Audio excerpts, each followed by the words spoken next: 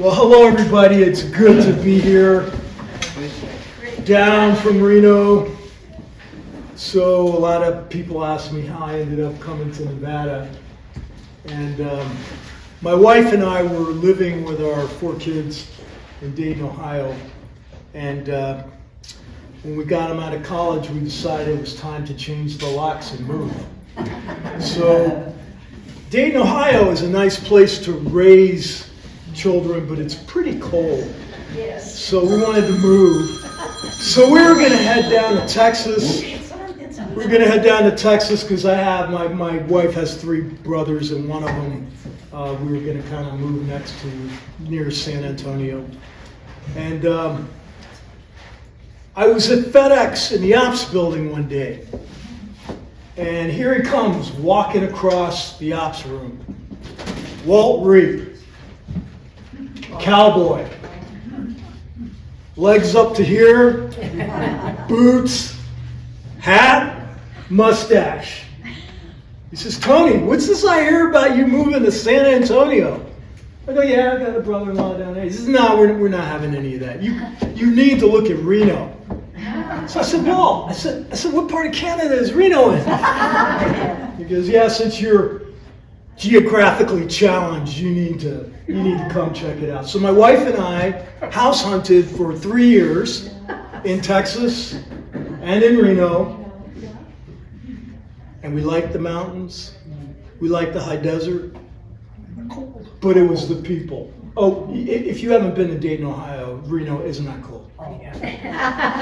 Anybody thinks Reno's cold? No. No. But see, Reno has sun and Dayton doesn't. So anyway, we moved there for the people. We, being in the military, as many of you are, or many of you are attached to people, you've been in lots of communities. You know that you can size up a community pretty quickly. You can tell what the people are like. So we moved to Nevada because of the people. And so it's my privilege to be here today. So thank you for having me. So I'm going to tell you about myself today, and then I'm going to tell you what I plan to do when you elect me to be your next U.S. Senator. So I'm Tony Grady, and I am running to be your next U.S. Senator. Who here wants to help me fire Chuck Schumer?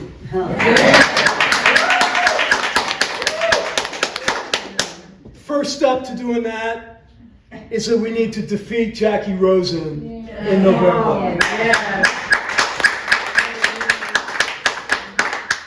So before I get into the particulars, I have to tell you the most important thing about me. If you don't hear anything else that I say, I want you to remember this. Boy, I have their attention. I know. I have been married to the same woman for 40 years. Amen. We have 4 children. Now, how many people here are parents? Okay, let me see. Ma'am, do children listen? No, they don't listen. I'm sure there's another parent that'll back me up. Anybody back me up? Children don't listen. So I went to the Air Force Academy. My oldest went to Annapolis, and the baby went to West Point because they don't listen. Those children don't listen. And then in the middle, I have one that's a molecular biologist and one that's been running her own personal training business for about 7 years. So my children are successful, and I can dote on them all afternoon. But that's not why I brought them up. I brought them up for this. They're successful. I know how to help young people be successful. We need to elect leaders that want all American children to be successful. That's the most important thing you need to know about me. Thank you. Thank you very much. Okay. So to understand Tony Grady and why I'm standing here in front of you today, a little bit of history. My parents were born in the Jim Crow South, poor. They went to college because at that time there were actually benefactors that actually did things to try to help people. And both of my parents benefited from that. They were two different places, Mooresville and Southern Pines. They met at Hampton Institute, a historically black college. My dad became a cabinet maker first and then got his BS and became a vocational ed professor. He taught in several historically black colleges, stretching from Texas back to Virginia. Along the way, he got tapped into going into foreign service because there were developing nations that wanted help in turning their cottage industries into business. So since he was an educator and understood vocational education, he was chosen to go into foreign countries and help them build their secondary schools. So as a little boy, I got to live in Africa, Lagos, Nigeria. Then eventually my dad got sent to Vietnam and I graduated from high school in Bangkok, Thailand, because families couldn't be in Vietnam. So I'm sharing this with you because I've seen communism, I've seen socialism, and they render their people in abject poverty. Seeing the United States from the outside and the inside as I grew up, I became very patriotic. I went to the Air Force Academy. I became a pilot. I became a test pilot. Now, a lot of times I just keep going on that I've been critiqued. People say, nobody knows what test pilots do. You know, they look at the right stuff and say, I guess. oh, we got a gentleman over here. Well, he'll be the honest broker to see if I say the truth.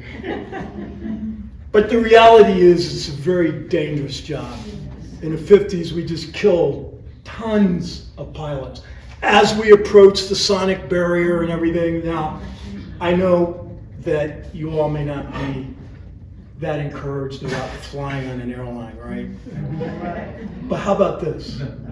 We need to make sure that our airmen and all those in uniform have the best equipment that they can have. So that's what test pilots do. We go out there and fly the equipment. Now, I thought about bringing it, but I didn't. I should have brought the Navier-Stokes equations, and if you guys saw that, you would go, what's that? That's the reason we have test pilots, because theoretically, you can figure out anything on paper. Eventually, you got to bend metal, and someone has to go out there and fly it. So that's what I did. I got to go out there and fly it. So I was a test pilot in the B-2 stealth bomber program. I commanded it. So we had 113 personnel that ran the program during its most intense flying period at the tail end. And I got to test. I was the first human being to fly the B-2, which has a wingspan about twice the size of this room. And it's only probably as deep as this room. Big airplane. So I got to fly it and open the envelope, as we call, 200 feet above the ground at night when you couldn't see outside. Because that's what our airmen were going to have to do in combat. So I got to open it up. And part of the reason why I got to open it up is that was part of my expertise. I flew FB-111s, which is the airplane that has a swing wing, and it has a TFR system on it, and a very, very robust one. So as a young officer, I became an instructor in that and was excellent at that. So when I got into the B-2 program, I was the one tapped to do that. Just want to bring it out because people don't know what test pilots do, and I've been critiqued and glossing over it. It's very dangerous. Yes. But in the B-2 program, we delivered it successful and safely. Nobody died, and it will go down as one of the best test programs in our history, and I'm very proud of that.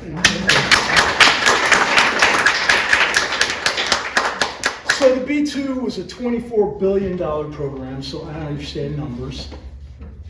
I also worked in the Pentagon. I worked on the air staff. I was the expert on bombers. So I worked on the bomber portion of the president's military budget. That means I understand the appropriation process and how it works, or probably more accurately how it doesn't work. How it doesn't work. So I have experience with that. I have experience in what the congressmen do. And a lot of times it's not very good, but I understand that process. So after 20 years in the Air Force, I flew for FedEx for 20 years. Because if any of you have ever read Jonathan Livingston Seagull by Richard Bach, he also wrote another book called Stranger to the Ground. And that's who I am, stranger to the ground, so had to fly for some more years. So I flew for 20 more years with FedEx. And during that time period, I started my own biotech company, and I ran that for 11 years. And I found out what happens when you put your capital at risk. And I also found out when it doesn't go exactly the way you plan. I'm here today and not dead because I promised my wife I would not put the children's college at risk. And I didn't. I didn't. So I survived that gauntlet. But running that company, I learned a lot. Unfortunately, it was during a time when Mr. Obama came out with his medical device tax, and we just felt the brunt of a lot of things. But I learned a lot about business, and it was a great experience. So, how did I get associated with Nevada? Well, I told you about Walt, but my relationship with Nevada actually started 42 years ago.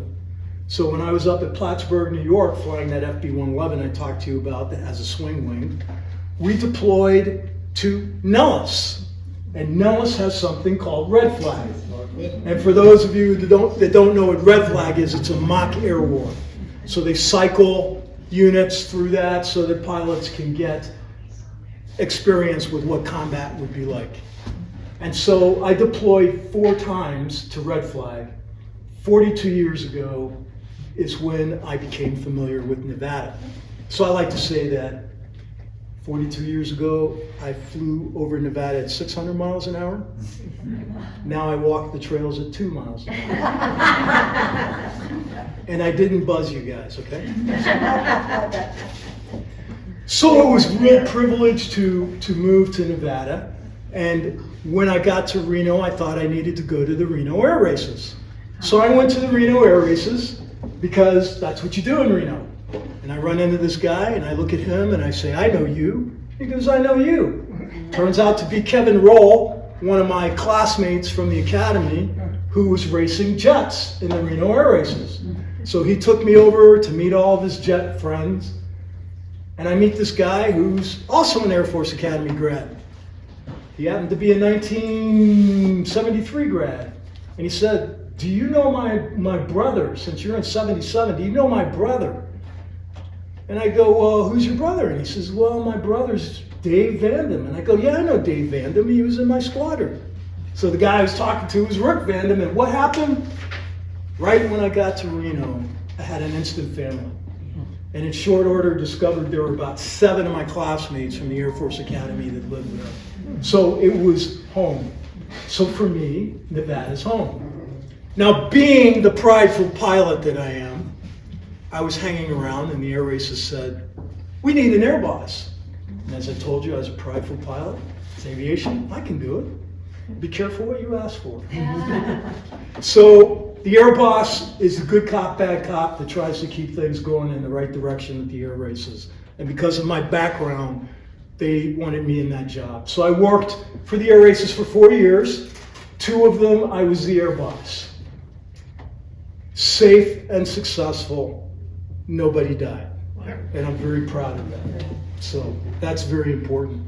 So I also found out at that time period a lot about business in Nevada. And because I had my own startup, I also was working with UNR at their innovation center, which is kind of like a business incubator. So they would help businesses 0 to 5 years. And I was one of the mentors. And it's at that time that I became aware that Nevada wasn't doing a good job in its secondary education.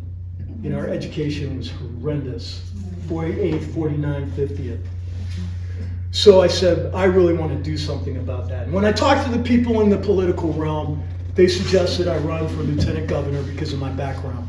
So I did. And it's mainly because the lieutenant governor is the point man for business, and businesses rely on workforce, and the quality of workforce is determined by education. So that's how I became involved with the lieutenant governor.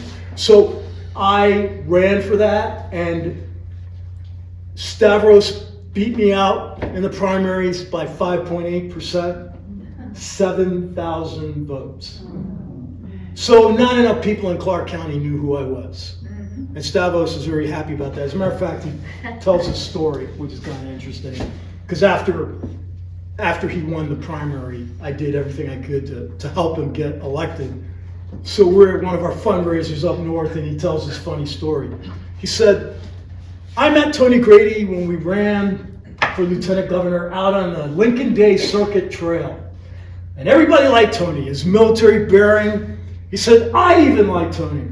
Then he looked at me and he smiled and he said, I sure am glad that nobody in Clark County knew who he was. And the reason being is that I won 13 of the 17 counties. So I know Nevadans want my leadership, and I'm stepping up to the plate. So I evaluated my skill set and determined that I needed to run for Senate because the Democrats are destroying the American dream. Yeah. Amen. I want my children and your children to have better options. I want my grandchildren and your grandchildren to have better options. It costs Nevada families $11,400 more annually to maintain parity with what they had before this administration took over. We need to do a better job. So I know that we can fire Jackie Rosen. Yeah. So I want you to understand that I have been tried and I have been tested throughout my life. You can trust me to deliver what I say I'm going to do. And I think one of the more interesting things I probably ought to mention here before I go on, and how many of you know Patty Caffaretta? Well, I guess she's a Northern Nevada person. Yeah. Never mind, don't worry about Patty Caffaretta. How about this? How many of you know Crescent Hardy? Heard of. Okay, we have some people that know Crescent. But these are folks who have been in the Nevada landscape for a while in terms of politics. And they said, so one of the things they said is that you also ought to tell the people some of the creature things that you've done. Well, some of the creature things that I've done in terms of working in the community is you've already heard about the air races. But I'm also a tutor.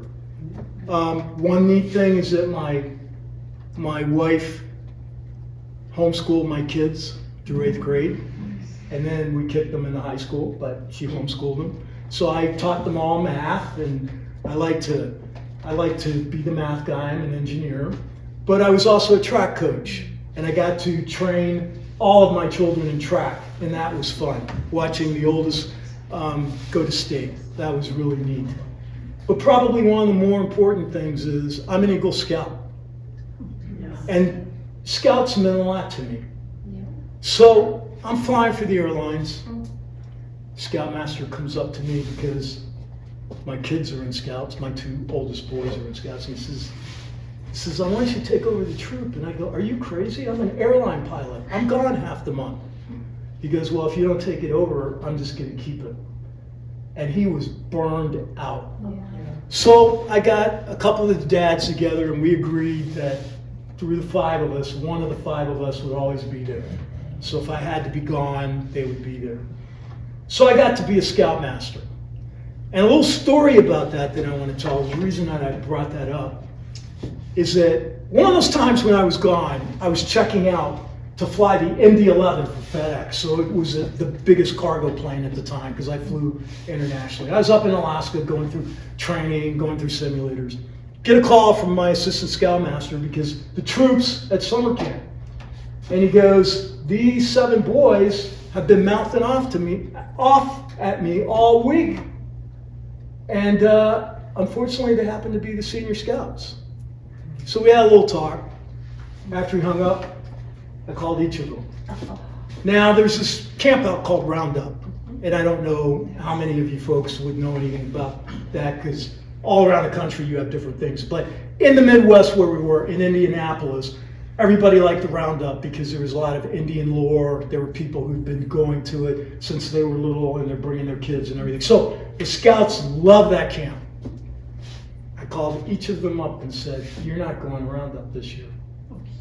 You should have heard the hue and cries out of the parents." I said, "They're not going." 7 of them. 2 of them left the troop. I was the bad guy. All 7 of them made Eagle Scout. The 2 that left came back. After I'd been long gone from the troop, I was at an Eagle Scout Court of Honor, and I walked by this young man, and his mother relayed this to me later. She said, "When you walk by," her son was one of the ones that I didn't let go around with. "When you walk by today," my son looked at me and he said, "I now know what Mr. Grady was doing. He was waiting us out. Because we don't have a gun problem. We don't have a lot of problems that they say we have. We have a dad problem. Yes. And we need to hold people accountable." So it was better that I interfaced in those young men's lives when they weren't hurting anybody, before we have law enforcement involved, before we have people's property involved. That's what we need to change in the United States. So now you know more than you want to know about me. But I tell you all that because of this. When you elect me to be your next United States Senator, my priorities are to seal the border, because, thank you, because if we don't have a border, we don't have a country. We have a government that is violating the 4th Amendment of the Constitution. It's supposed to protect us from being invaded, and we're being invaded. The other thing that I would do is make sure that we drill more, and we drill more.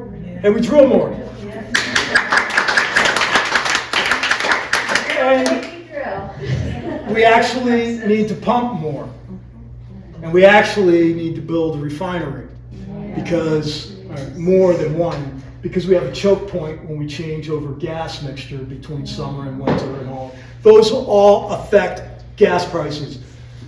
They affect all the energy prices. And the reason we need the energy prices to go down is we need to get to be energy independent, because everything in the supply chain goes down and ends up to where in the supermarket we won't be paying as high prices, which is where we need to go, right?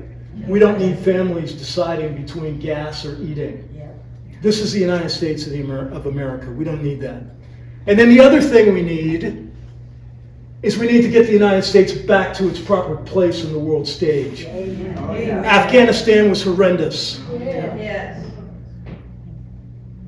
I would tell you, if President Trump was in office, there wouldn't be a Ukraine war going on there right now, and Hamas never would have even thought about attacking Israel. Amen. So that's what we need to do. We need to get the United States back on its proper place. That's what I'm going to focus on. There's a lot of other things that senators do, like advise and consent. I just promise you now that I would never confirm a Supreme Court justice that can't tell us the difference between a man and a woman. The reason that's so horrendously bad is because we all know that she knows the difference. She's playing with us. Yeah. She's playing with us. We don't need that in the United States, because when we have justices like that, then we don't have the other branch of government between the executive and the legislative, and then the judicial. We don't have the judicial standing up the way it should, as it should have intervened in the 2020 election, and it didn't. Right. Because it's feckless. I guarantee that when I am your senator, we're only going to confirm people that actually understand the Constitution of the United States, and when they swear to support and defend it, they mean it. And in this room, you know what that means. Amen. And from this wall, we know what that means. So those are my priorities. So because I have been tried and tested throughout my life, you can trust me to deliver. So why do I want you on my team to beat Jackie Rosen? I've just shared a lot of my life here, and I think it's easy for me to say that my entire life has prepared me to serve as your next United States Senator. Yes. This is, thank you. Thank you. This wasn't something that I came up with lightly, but I have the maturity and the experience to do this. So the reason I know that I can beat Jackie Rosen and will have the best chance of any Republican candidate is I've shared with you that I understand foreign policy and the diplomatic instrument of power. I understand military strategy and the military instrument of power. I understand the economic instrument of power. There is no other Republican candidate running for Senate that has that broad background. That's true. There's only one that has one of them, and one that has another. Well, not even that. But obviously, you know, the former ambassador understands a little bit about foreign policy. But whereas he did everything with Iceland, I had to work with Korea, I had to work with the Philippines, I had to work with Japan, I had to work with England. So I understand a lot about foreign policy, in addition to how I grew up, because I grew up with foreign policy and understand. I can do all of that. I can talk about all of that right now. I can talk about military strategy right now. Joe Brown, who is a Las Vegas attorney and helped to get the mob out of Las Vegas, has endorsed me and wrote that Tony Grady could assume a leadership position immediately when he goes into the Senate because of his broad background. So I challenge you today. I can beat Jackie Rosen. I am more qualified than Jackie Rosen. Chuck Muth has written that no other candidate running for U.S. Senate can even touch my skill set. That's true. But you know what? Tony Grady doesn't beat Jackie Rosen. A team beats Jackie Rosen. I need you on my team. I have to have you on my team, or it won't work. So, another important thing you need to know is that I am the candidate that will appeal to a wider range of voters than any other Republican candidate running in this race. And since demographically in Nevada right now, independents are the largest bloc with 44%. So, if you want to fire Chuck Schumer, I need you to do three things. I need you to pray for me. Amen. I need you to vote for me. And I sorely need you to donate to my campaign, because it takes money to run forward.